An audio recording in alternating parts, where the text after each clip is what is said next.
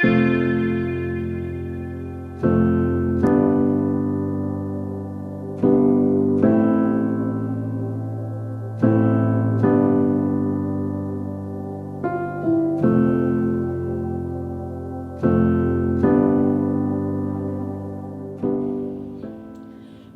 à tous et bienvenue à notre séance d'études bibliques sur le foyer de communion. À chaque séance, c'est toujours avec joie qu'on vous accueille pour comprendre et partager cette belle histoire entre Dieu et l'homme. Et je ne cesserai de bénir le nom du Seigneur qui nous donne toujours des moments uniques et extraordinaires ensemble. Vous le savez déjà, je suis co-présentatrice de notre pasteur, notre leader spirituel, à qui Dieu a donné cette révélation de nous conduire à travers cette belle aventure, à travers la Bible. Comme toujours, il est là, près de moi, disposé, excité, enthousiaste de nous parler. Pasteur, comment vas-tu? Merci beaucoup, Dulka, pour cette belle présentation. Je suis là, je vais bien et je suis disposé à continuer l'aventure. Ah oui, c'est une belle aventure. Et pasteur, ce qui me bénit personnellement, c'est ta passion pour partager la parole de Dieu et ce, en toutes circonstances. Vraiment, c'est une bénédiction. Merci. Merci. Merci. Féliciter. Merci beaucoup. Merci. D'accord, pasteur, j'avais sélectionné quelques questions pour toi. Je ne sais pas si tu es prêt à les répondre. Mais tout à fait. Et à chaque fois, je fais de mon mieux pour répondre aux questions connectées et de la meilleure des manières. Eh bien, ok, regardons quelques questions.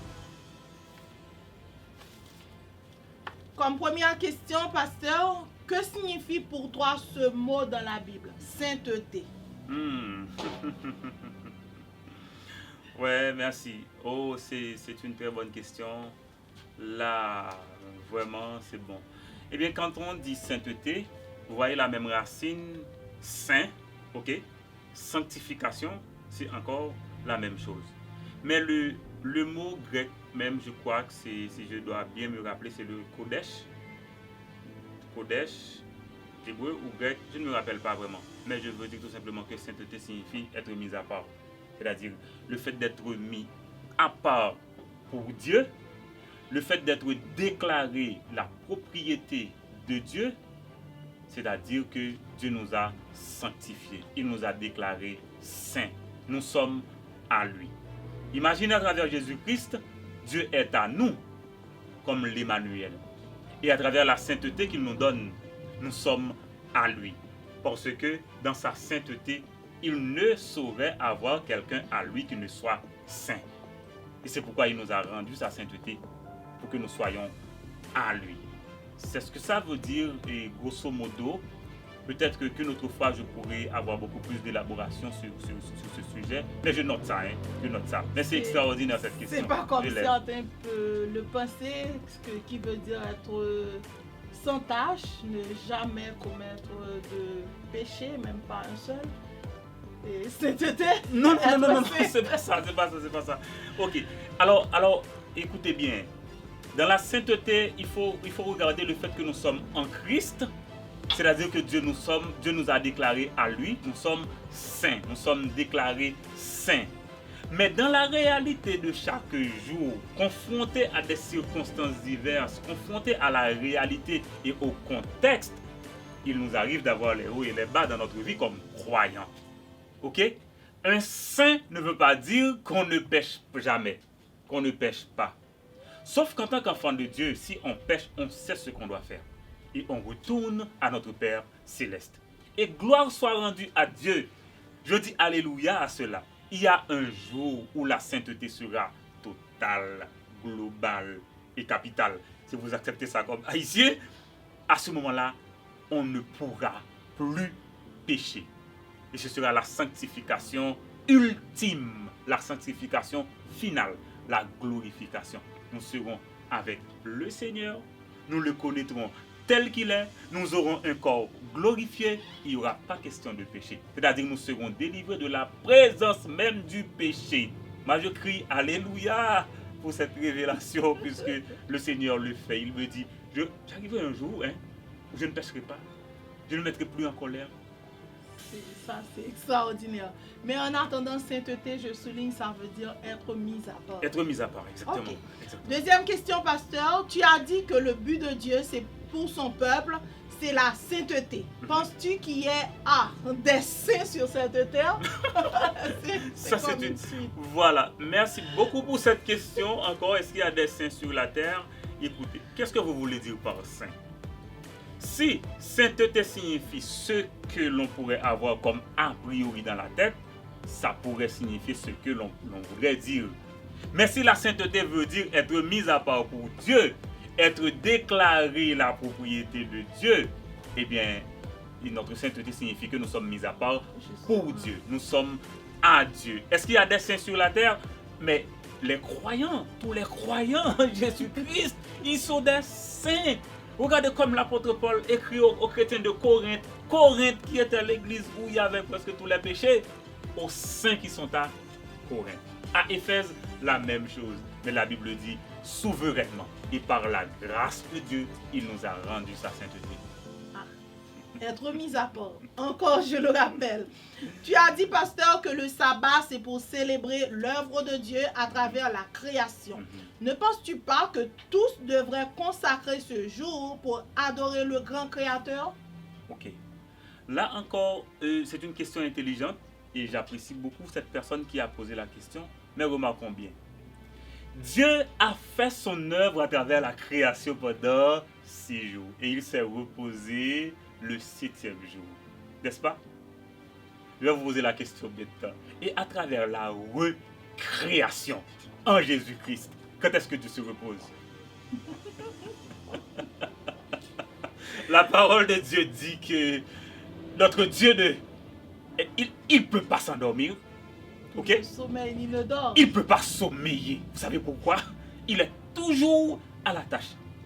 Et parce qu'il y a un adversaire. Il n'y a pas moyen de se retirer. Ok? On est toujours à la tâche. C'est à la guerre comme à la guerre. On est là. C'est pourquoi la parole de Dieu dit, le jour c'est aujourd'hui. Et aujourd'hui même il n'y a pas de repos. Parce que si vous entendez sa voix, qu'est-ce qu'il faut faire? Et où est le repos dans ça? Et le repos ultime, c'est Jésus-Christ qui nous l'a donné.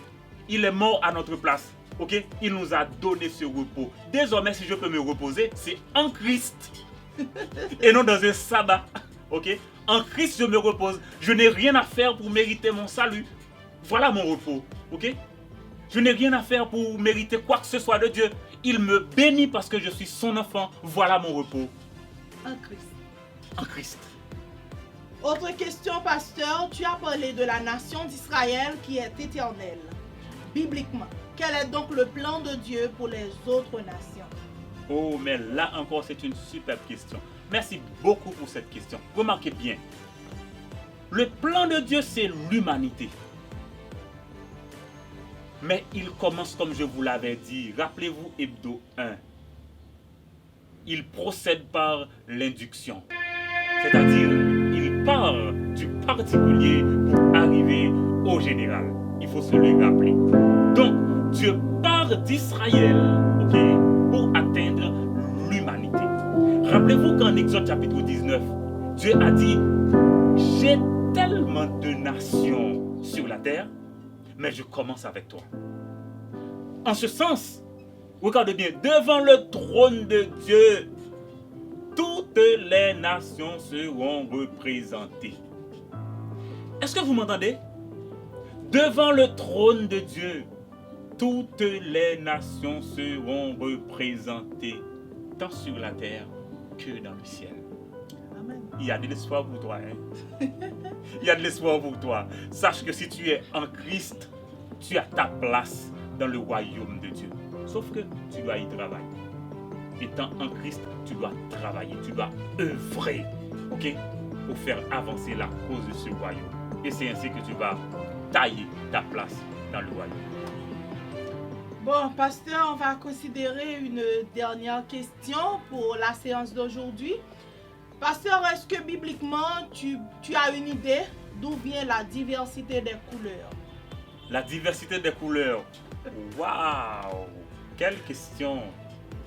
C'est extraordinaire. Regardez bien la diversité des couleurs. Ce que je vais dire là, ce n'est pas la Bible qui le dit, mais c'est ma conviction intime. Et je crois qu'il y a beaucoup de recherches qui le disent. Quelle était la couleur du premier homme? Je vous laisse deviner. Je vous laisse deviner. Quelle était la couleur du premier homme? Vous savez, à la personne qui pose la question, j'ai envie de dire que ta couleur est la meilleure. Ta couleur est la meilleure. Et en Christ, il n'y a pas de couleur ou de couleur, je ne sais pas. Ok? Ta couleur, c'est la meilleure. Je sais que bien, en parlant de couleur, il faut retourner à la tour de Babel. Vous m'entendez? À la tour de Babel. Quand Dieu a distingué les races, quand il a distingué le langage des humains, quand il a fait la dispersion sur toute la surface de la terre, il faut retourner à cela. Ajouter du climat, de la chaleur, du tropical sur l'être humain. Vous allez voir qu'il y a beaucoup d'influence, okay, sur le teint foncé ou clair, etc. Mais encore moi, pardonnez-moi de vous le dire, puisque ce n'est pas quelque chose que j'aime, parler de blanc ou noir. Moi, je ne connais personne qui soit blanc ou noir.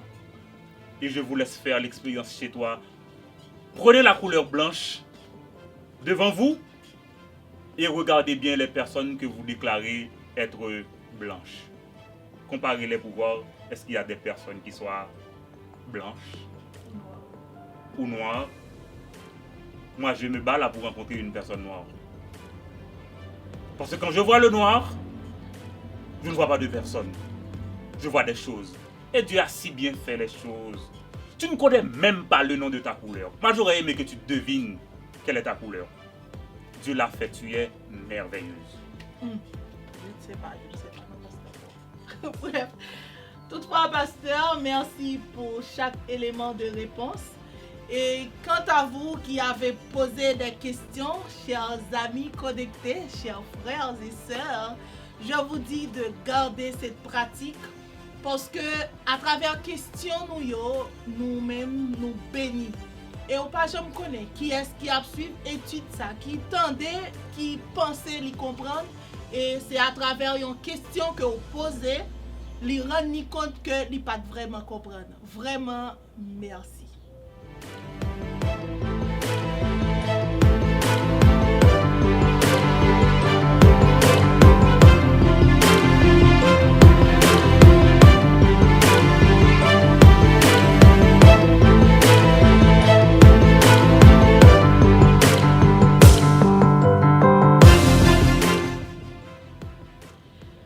Le sujet pour aujourd'hui, c'est l'homme, origine et appel. Hebdo 2. Dieu t'a créé et t'a appelé pour te faire grand. Waouh! C'est tellement intéressant comme sujet.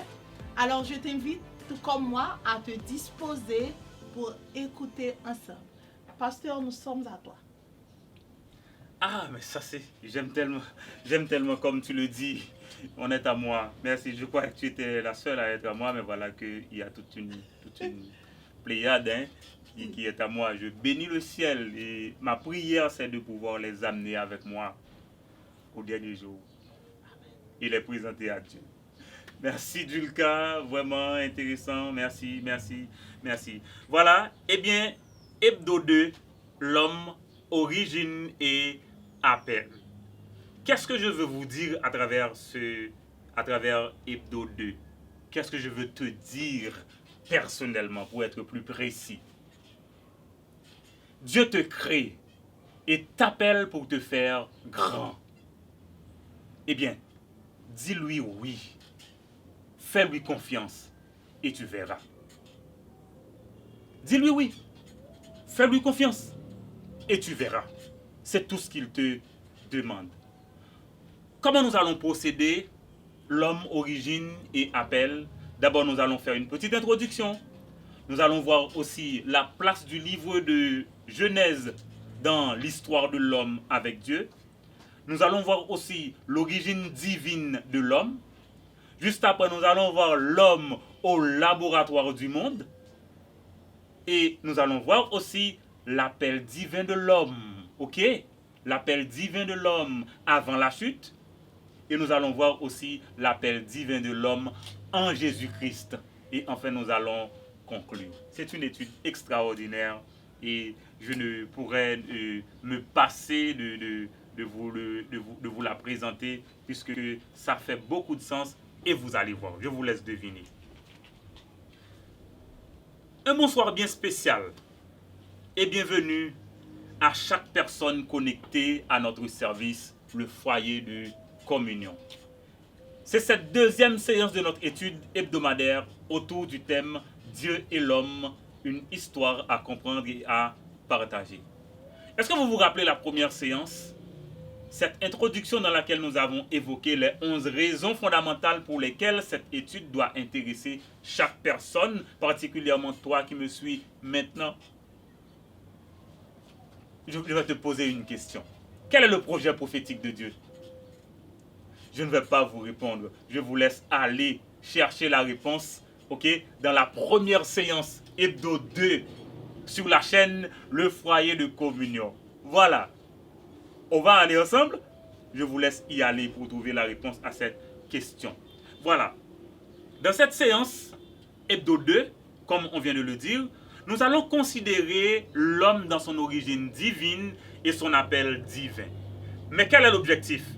L'objectif est de porter chacun à découvrir l'importance et la véracité de l'origine divine de l'homme et la royauté liée à son appel. Rappelez-vous, Dieu te crée et t'appelle pour te faire grand. Dis-lui oui et fais-lui confiance et tu le verras. Voilà. Et bien pour ce faire, ce que nous allons faire maintenant, nous allons lire la parole de Dieu comme toujours dans le Nouveau Testament.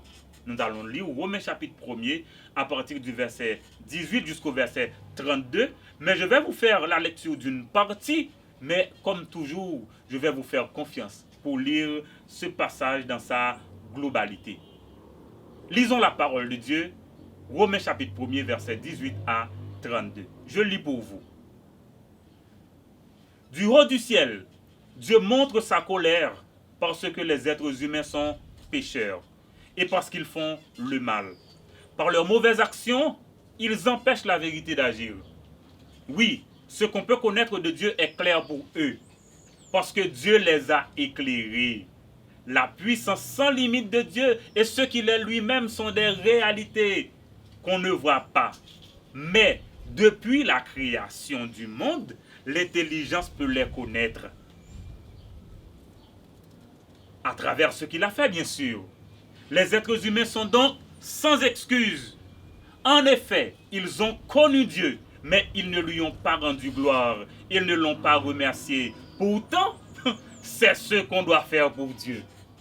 Au contraire, leurs idées fausses et leur cœur sans intelligence a perdu la lumière. Ils disent qu'ils ont la sagesse, mais ils sont devenus fous.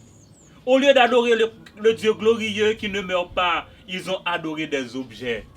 Ces objets représentent une personne qui doit mourir, ou bien des oiseaux, des animaux à quatre pattes ou des serpents. À cause de cela, Dieu les a laissés faire les actions mauvaises qu'ils voulaient, et ainsi ils salissent eux-mêmes leur corps de façon honteuse.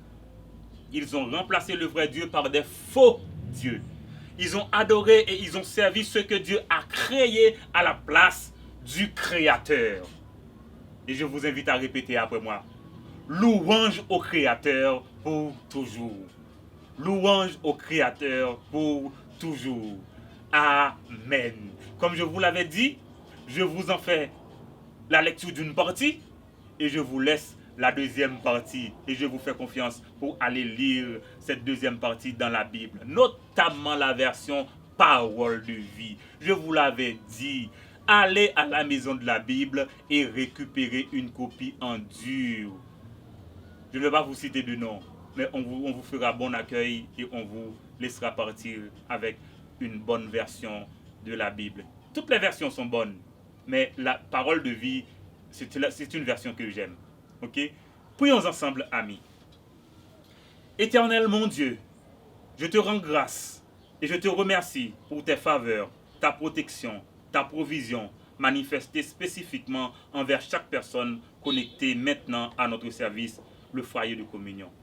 Je te demande, tendre Père, de leur accorder toute la sagesse et l'intelligence qui viennent de ton esprit pour connaître entièrement ce que tu attends de chacune d'elles, pour vivre selon ta volonté et te connaître mieux, pour mieux accomplir tout le plan de notre destinée devant toi. Fortifie-nous par ta puissance. Merci de nous rendre dignes de recevoir les biens de ton royaume et les utiliser pour ta gloire et le bien de la famille et de la communauté, en suscitant nouvelle naissance, sanctification et grâce surabondante au nom tout-puissant de Jésus. Amen. Est-ce que vous êtes encore là? L'homme, origine et appel. Quelle place occupe le livre de Genèse dans l'histoire de Dieu avec l'homme, particulièrement dans l'origine divine et l'appel divin de l'homme? Je vais vous poser la question, d'où vient l'homme? De quoi est-il fait? Quelle est sa vocation? Quelle est sa raison d'être? Pourquoi est-il appelé à l'existence? Quels sont ses privilèges, ses devoirs, ses responsabilités? Toutes ces questions et bien d'autres seront répondues dans ce numéro de notre étude hebdo 66, notamment dans l'homme, origine et appel. Je sollicite vraiment que vous accordiez une attention soutenue à cette étude. Voilà. Le livre de Genèse, rappelez-vous, c'est le premier livre de la Bible. C'est le livre des commencements, le livre des origines. Et vraiment, ce livre a bien tenu sa place dans la Bible au début. Parce que c'est quasiment le livre de toutes les origines, faisant le récit de toutes choses, des origines de toutes choses, pour répéter un auteur, l'auteur du livre Panorama de la Bible, qui c'est Henrietta C. Mills. Genèse commence avec Dieu, mais Genèse ne justifie pas l'origine ou l'existence de Dieu. Ok? La Bible dit au commencement, pour marquer le temps, pour dire que la création c'est un événement historique. Mais il parle de Elohim, ce terme pluriel qui fait référence à la révélation de Dieu dans sa dimension de famille, dans sa grandeur, sa supériorité, sa souveraineté, son rôle de juge, dans sa majesté, dans sa gloire, dans son rôle de Dieu sauveur, ok? Et dans sa proximité avec son peuple, dans son intervention dans la création de l'univers. Au commencement, ça fait référence au temps de la création. C'est un événement historique, comme je viens de le dire. C'est aussi le récit de la création et de l'échec de l'homme, bien sûr. Quelqu'un a dit, si vous acceptez le premier verset de la Bible, au commencement Dieu créa les cieux et la terre, si vous acceptez ce premier verset de la Bible, tout le reste n'est pas un problème. L'inverse est aussi vrai. L'inverse est aussi vrai. Pour comprendre l'origine de l'homme, l'origine divine de l'homme, nous allons faire un emprunt de Henrietta C. Mills dans Panorama de la Bible pour illustrer les trois étapes dans l'origine divine de l'homme, à savoir la génération, la dégénération et la régénération. Voilà, la régénération. Quand nous lisons la Bible dans Genèse 1, verset 26, qu'est-ce que la Bible dit? Faisons l'homme à notre image et selon notre ressemblance. C'est la Bible qui parle. C'est la Bible qui parle. C'est Dieu qui le dit. Faisons l'homme à notre image et à notre ressemblance. Et en Genèse 2, versets 7 et 8, nous voyons le processus de la création. Comment Dieu a créé l'homme. Si en Genèse 1, verset 26, Dieu a dit, faisons l'homme, mais dans Genèse 2, verset 7 et verset 8, nous voyons le processus. Dieu a pris quoi? Des éléments, ok, pour son œuvre. Dieu a donné tout le processus, ok, pour créer l'homme. Mais qu'est-ce qu'on a pu remarquer? L'homme privilégié. l'homme est placé dans un environnement idéal, vous êtes là, pour son épanouissement dans la nature. Genèse 1, encore verset 26 à 31, parce que tout est là. Et Dieu dit à l'homme, voilà, je vous donne tout. Je vous donne tout. Je ne sais pas. Mais il y en a peut-être qui attendent que Dieu leur dise, mais tant, je vous donne tout. Mais savez-vous que Dieu nous donne tout vraiment? On y reviendra. L'homme vit dans un paradis où tous ses besoins sont comblés par la présence de Dieu. L'homme est créé sans péché, vous êtes là?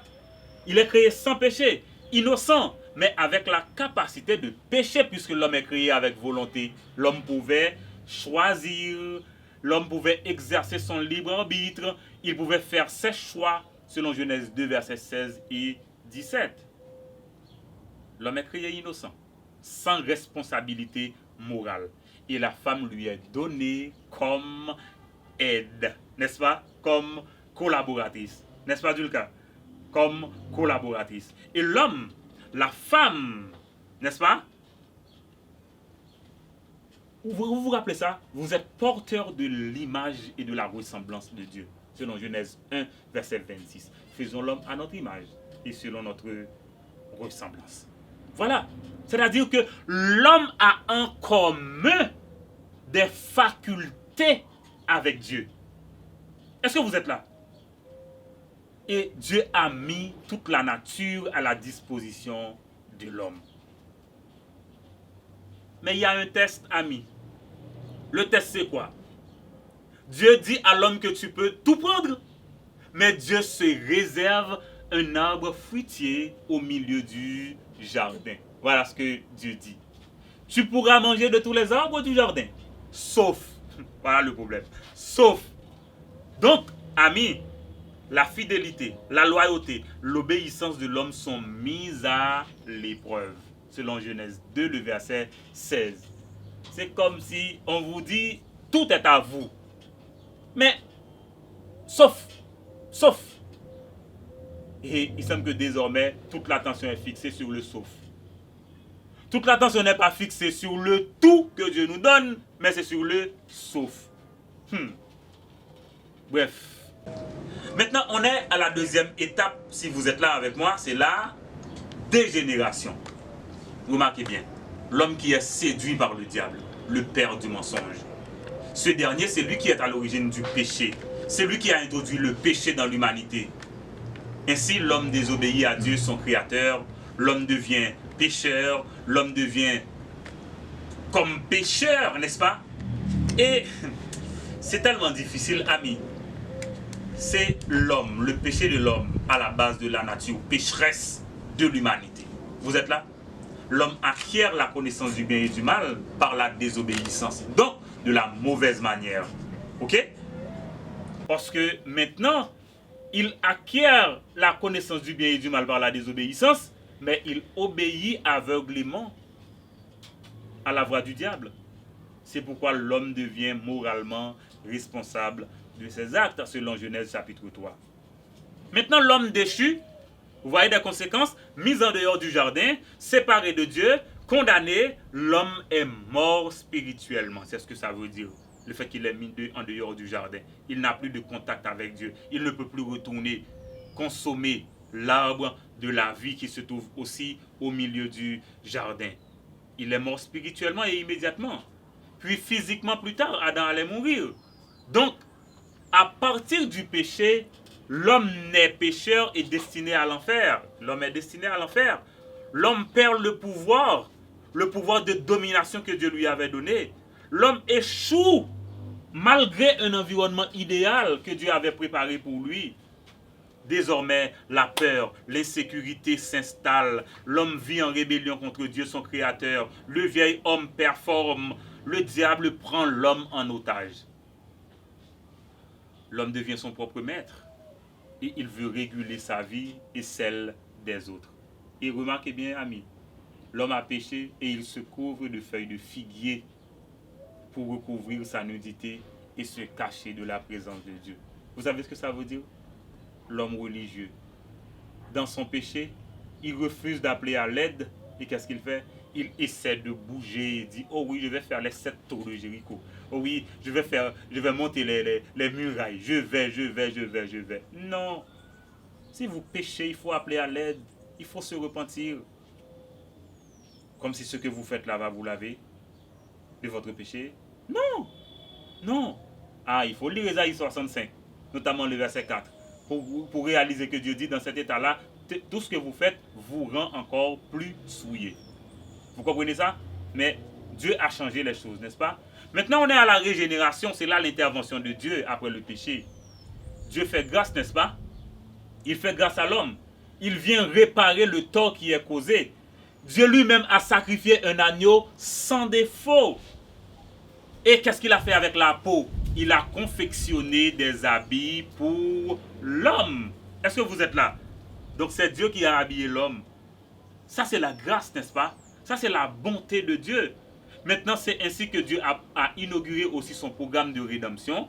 Il promet un sauveur, Genèse 3 verset 15, une solution définitive, au problème du péché, la postérité, la sémence de la femme qui va écraser la tête du diable. C'est ce qu'il a fait à la croix, quand il est mort à la croix, par sa résurrection. En somme, maintenant, l'homme doit accepter de croire en la solution que Dieu a promise, en Genèse 3, le verset 15. Mais malgré la régénération, l'homme perd son innocence. L'homme perd son innocence. En résumé, amis, l'homme est une créature de Dieu. Vous êtes là avec moi. Genèse 1, verset 26, Genèse 2, verset 7. L'homme est le chef-d'œuvre de la création de Dieu. Vous êtes là. D'Adam, Dieu donne naissance à l'humanité. Quand il a dit à Adam, croissez, multipliez et remplissez la terre. Regardez bien, mais l'homme est responsable et doit répondre de ses actes devant Dieu. Vous êtes là? L'homme est redevable à Dieu. Et aussi comme vérité, chacun est pécheur, chacun devient pécheur par le péché d'Adam. Chacun devient pécheur par le péché d'Adam. Et je vous résume la définition de l'homme, l'être humain. L'homme est un être spirituel, c'est-à-dire un esprit vivant dans un corps fait de poussière et ayant une âme. Donc l'homme, c'est l'esprit, d'accord? Un esprit. Il vit dans un corps et il gagne une âme. En résumé. Maintenant, quelles sont les implications de l'origine divine de l'homme à travers la création? Maintenant, c'est pour vous, seul bon Dieu déclarer que c'est lui-même qui crée l'homme. Quand il a dit, faisons l'homme à notre image. Toute l'autre religion, entendez, tout le monde qui a parlé en pile, ils dit ça, vous voulez. Mais pourquoi je me garde pour paraître que c'est moi-même qui t'ai créé? Ils ne sont pas capables de dire ça parce que quand je dis ça, qu'on est audacieux, à luciférien. Mais Dieu lui-même, parce qu'il dit la vérité, il dit, faisons l'homme à notre image et selon notre ressemblance. Et remarquez bien, je vous avais parlé d'implications. Quelles sont les implications? La première implication, c'est que, ami, quelle que soit la personne, elle porte l'image de Dieu. Donc, l'homme est digne de respect. Est-ce que vous m'entendez? Quelle que soit la personne, elle porte l'image de Dieu, donc elle est digne de respect. Deuxième implication. Nous sommes tous sortis d'un seul sang. Acte 17, le verset 26. Vous m'entendez? Nous sommes tous sortis d'un seul sang. Donc, de l'égalité des races humaines. Pour me répéter en ténor firmé. Pas une race supérieure ou race inférieure. Nous sommes tout un chacun créés à l'image et à la ressemblance de Dieu. Autre implication, personne n'est l'esclave de personne. Nous sommes des collaborateurs, nous sommes des coopérateurs. Et moi, j'en appelle au respect de l'être humain. Il y en a qui voient tout un chacun comme des esclaves. C'est pas divin, hein? C'est pas divin, c'est pas chrétien, c'est diabolique. C'est pas divin, c'est pas chrétien, c'est diabolique. De voir les autres comme des esclaves, voire de les rendre esclaves. Faites attention. Autre implication, Dieu a le droit de fixer les règles, puisque c'est lui Dieu et celui qui a créé. Et l'homme désormais est né pécheur. Et je rappelle, l'homme, en tant qu'humain, nous sommes redevables à Dieu. Nous sommes responsables devant Dieu. C'est à des implications. Maintenant, je vais attirer votre attention sur l'homme au laboratoire du monde. Des théories sur l'origine de l'homme. Le Big Bang, qui dit qu'il y avait une explosion et ça a donné je ne sais pas quoi, un insecte, et l'insecte s'est transformé en quelque chose d'autre jusqu'à donner la forme humaine que nous sommes. Mais le danger qu'il y a, c'est que je vois les insectes donnent naissance à des insectes. Et les humains donnent naissance à des humains. Moi, j'aurais aimé voir ce processus. Je ne connais aucun humain qui donne naissance à des insectes. Deuxièmement, on parle de darwinisme pour dire que nous sommes sortis du singe. Mais le singe est là aujourd'hui. Et l'homme est là. On cherche la ressemblance. Si on se ressemble, on est la même chose? Ah bon? Dès qu'il y a ressemblance, on est la même chose? Eh bien, c'est vous qui le dites. C'est vous qui le dites. Aussi, le clonage, n'est-ce pas? Des principes. Je connais le transformisme avec un symbole H+, qui refuse les conditions humaines parce qu'on voudrait quelque chose d'extraordinaire pour l'homme. Le robotisme aussi, parce que des fois, on veut un résultat et on voit que l'homme n'arrive pas à donner ce résultat. On crée un robot suivant l'ordinateur pour donner ce résultat.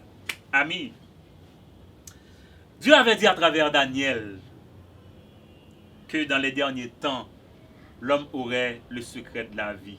C'est-à-dire, avec le clonage et tant d'autres détails, il peut arriver, bon oui je connais, bon, il y a des processus, parce qu'on veut créer l'homme pour dire que, ce défi que Dieu nous a lancé, nous sommes arrivés à comment je pourrais dire ça, à lever ce défi. Mais je vais vous dire, il y a des implications, hein. Il y a des implications quand on dit que l'homme est né, je ne sais pas, du singe, l'homme est né, et on a fait un dessin animé et on vous dit que c'est l'homme est né du robotisme, etc.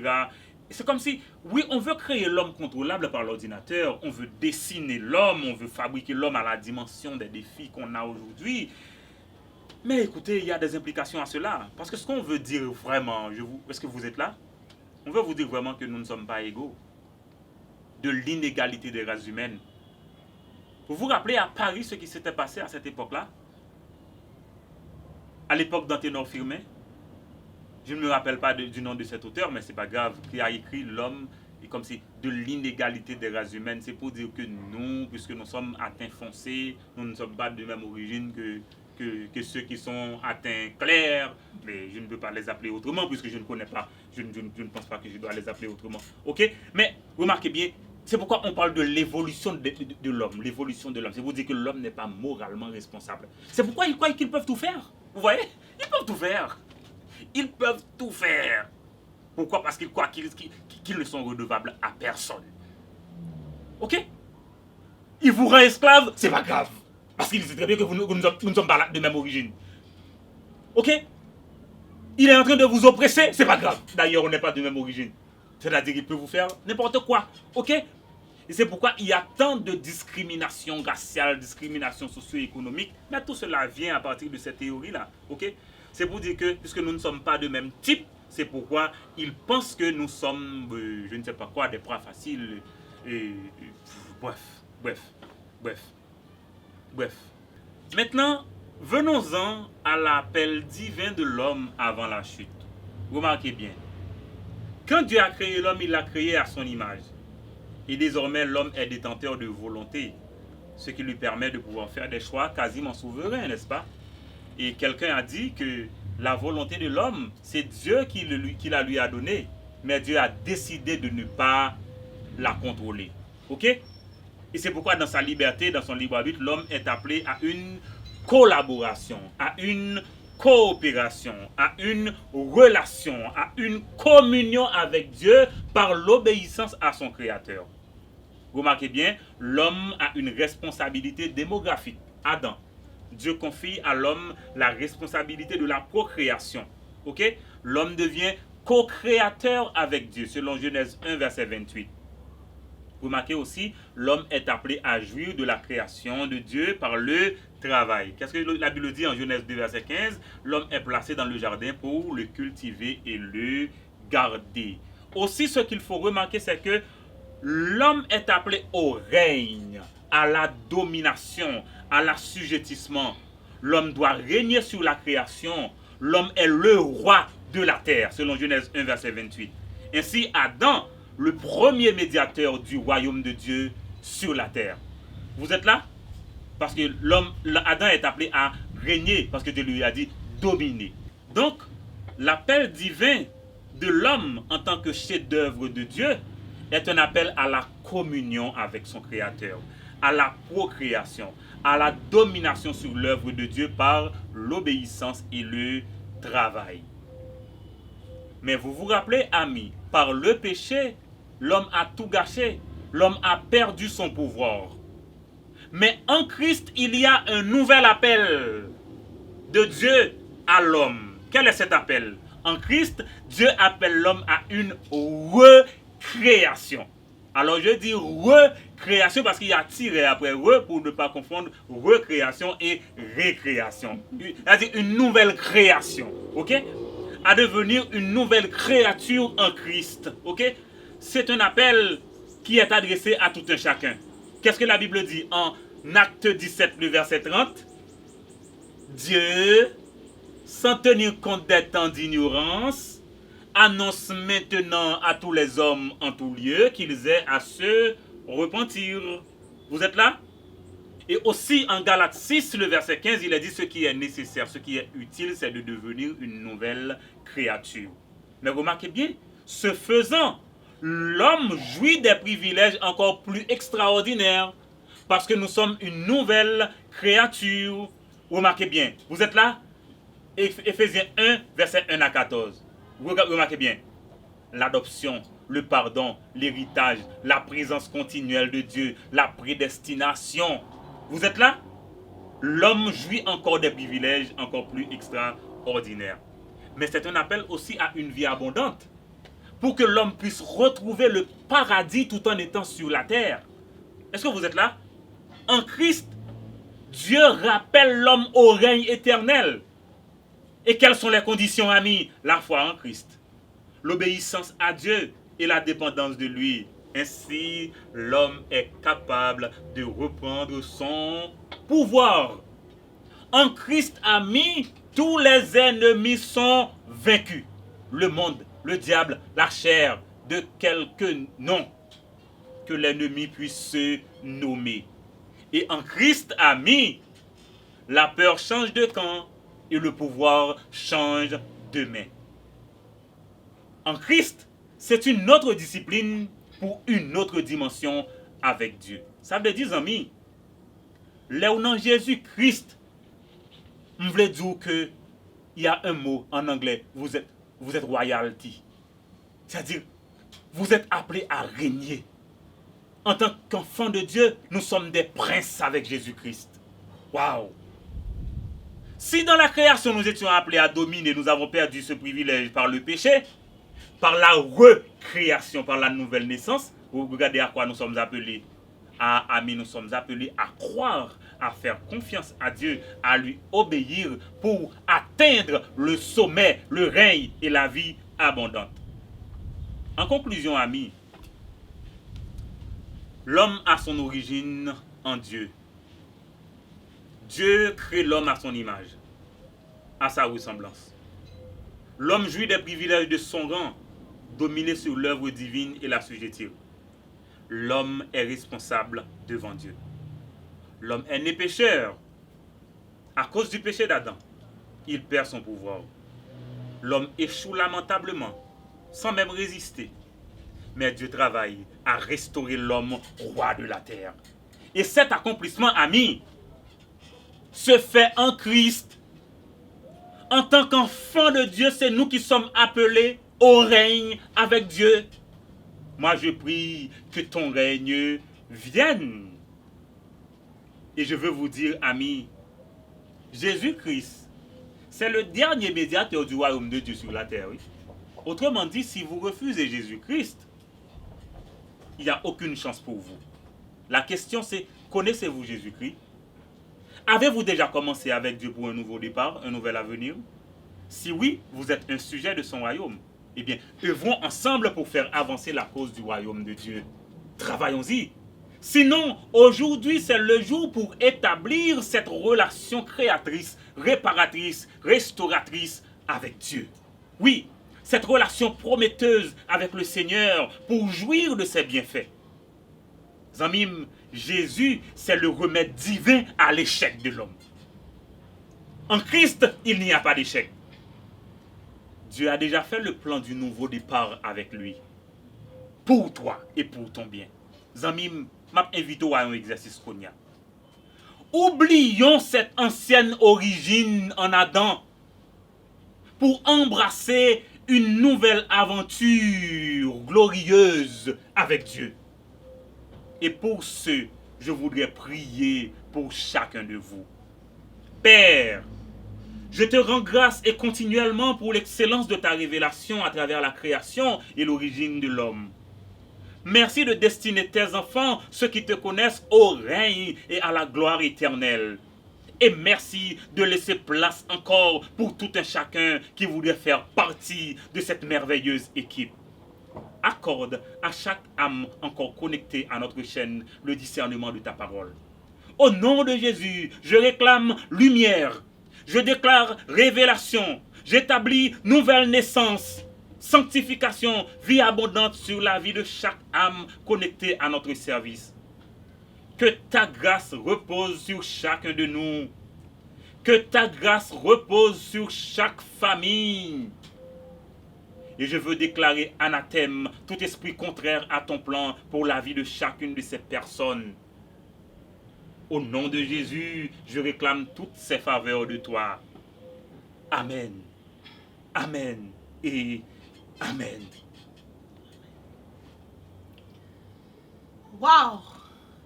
Dieu t'a créé et t'a appelé pour te faire grand. Quel amour! Dieu est amour. Et vous savez, rien ne peut nous séparer de l'amour de Dieu manifesté en Jésus-Christ. Pour jouir pleinement de cet amour, il vous faut Jésus-Christ. Et aujourd'hui, si vous entendez sa voix, n'endurcissez pas votre cœur. Il est là, il se tient à la porte de votre cœur et il frappe. Si vous entendez sa voix, il faut lui ouvrir la porte. Il va entrer et il va demeurer avec vous. Si vous avez besoin d'aide pour vivre pleinement cet amour, pour connaître Jésus-Christ, pour entamer cette belle aventure, nous sommes là et nous sommes disponibles. Vous pouvez nous laisser un commentaire et on va prendre contact avec vous. Merci d'avoir été des nôtres. Merci de votre présence, votre participation à cette séance d'aujourd'hui. Aussi, n'oubliez pas de nous laisser des commentaires, des questions si vous en avez. Nous les attendons. Et je ne peux que vous souhaiter une semaine bénie. On se retrouve dimanche prochain, Dieu voulant.